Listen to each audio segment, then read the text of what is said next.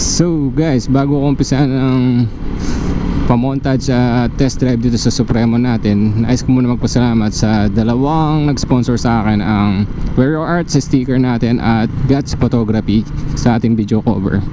Maraming salamat po. So nandito lang sa link yung page nila, kung may gusto lang kayo pagawa, click nyo lang po yan.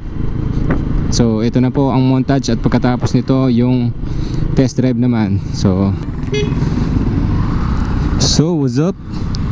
Test drive natin ngayon itong Supremo 150. So kung mapapansin nyo, di gumagana yung speedometer niya dahil tinanggal ko, dahil gusto ko yung customer yung makauna sa paggamit talaga ng speedometer niya. So RPM gumagana naman, di ba? So ano ba meron sa Supremo dito sa kanyang panel gauge? So makikita mo dito may fuel gauge siya, plus yan. Tapos meron din siya ditong gear indicator na ang ano nito ay kinta po siya, diba? Tapos meron po ditong speedometer. Makikita po rin natin dito yung gusto nyo mag trip, dito yung makikita nyo, adjust nyo ito, 00 yan, no? Adjustable po yan. Tapos dito po ay kanyang RPM.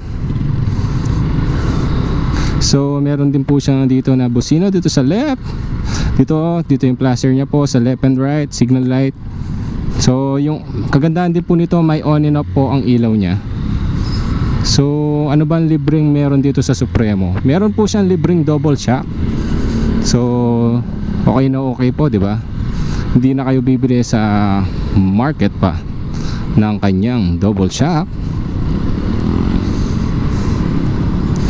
Tapos ang gulong niya po ay by 18 po, harap at likod. So kung nagtataka po kayo kung marami ba mabibilan ng stock ng gulong ng by 18, marami na po. Kung natatakot kayo dahil by 18, marami po yan.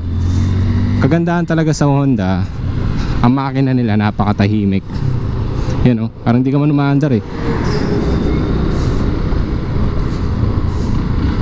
So comfort driving po siya, hindi siya aggressive. Yung paa rin po natin hindi po masyado mataas, hindi mababa, pero sa kamay naman po okay naman. Hindi rin siya nakakangalay, hindi nga siya aggressive. So relax lang siya. Nakakaganda pa dito, naked yung dito nyo. Nakikita nyo dyan yung parang mga, di ba, mga naked na bike yung dito nya, yung pinaka handlebar nya. So kung mahilig ka sa pagporma, pwedeng ipataas pa to.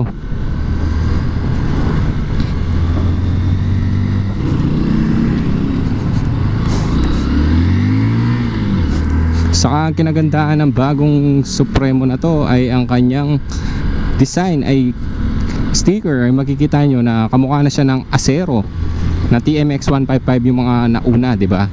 Yan yung mga sticker ng mga last TMX 155 na release. Yan, makikita nyo to, di ba? Yung tawag namin yan dito sa Pampanga is Acero. So yung sticker niya okay na okay. Tapos yung tangke niya medyo pinalitan na ako para doon sa unang release nila. Saka walang automatic na on and off yung ilaw niya. So kagandahan na sa Honda, kumbaga nag-i-improve talaga, ini-improve talaga nila yung mga unit nila.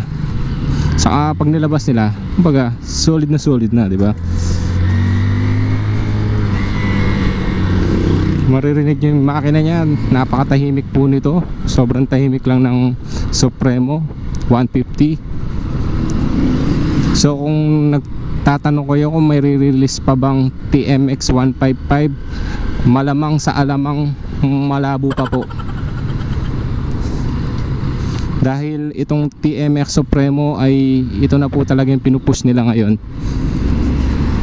Dahil sa una, starter button na, tapos modelo pa talaga, di ba? Kompleto na, starter button, may fuel gauge, may gear indicator, may RPM. So maganda siya.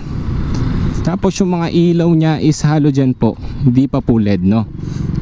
Itong 2021 model na to ay halogen pa rin po ang kanyang mga ilaw, signal light, headlight po, same pa rin po yan.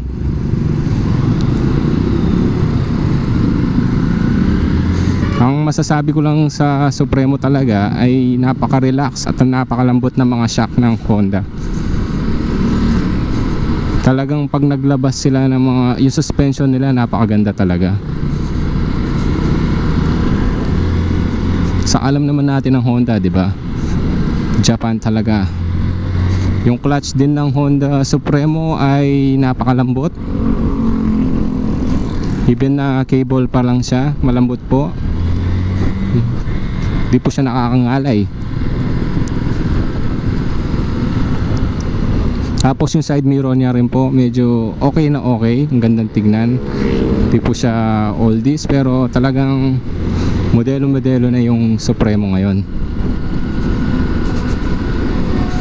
Kumpara sa mga TMX 1.5 na lahat. Tingnan mo, lakas ng arangkada rin, oh, di ba? So, okay. Okay yung arangkada niya, malakas.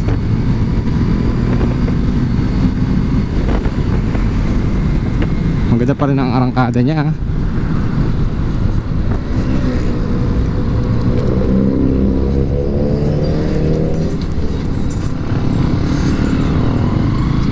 Yung minor niya sobrang ang tahimik talaga ng makina ng Honda. Pag parang minto ka, parang wala ka man maririnig. Ganda.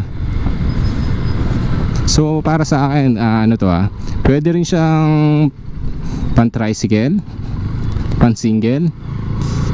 Marami na rin nagmamodified nito dahil unang-una Honda ang makina nito. So sa akin, pasok na pasok rin siya sa banga, sa modification kung gusto mong. So ang presyo po ng ating TMX Supremo 150 is 74,600.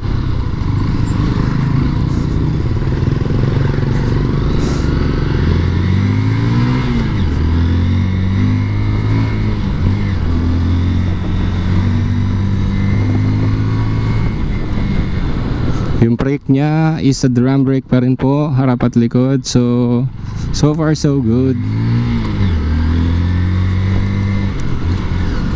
So ang design naman talaga nito is for tricycle talaga siya. So sa tipid ng gas, matipid sa gas tong TMX. Ang mga Honda talaga, subok ko na sa mga gas, matipid sila.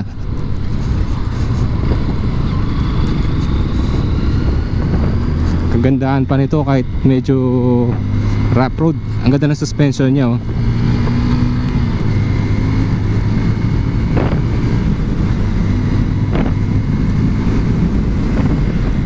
At 5 speed siya, di ba?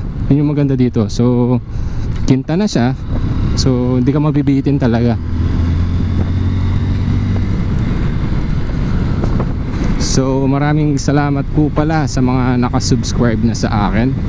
At maraming salamat po. At patuloy kayo naniniwala, nagtitiwala. So far 750 subscriber na po tayo.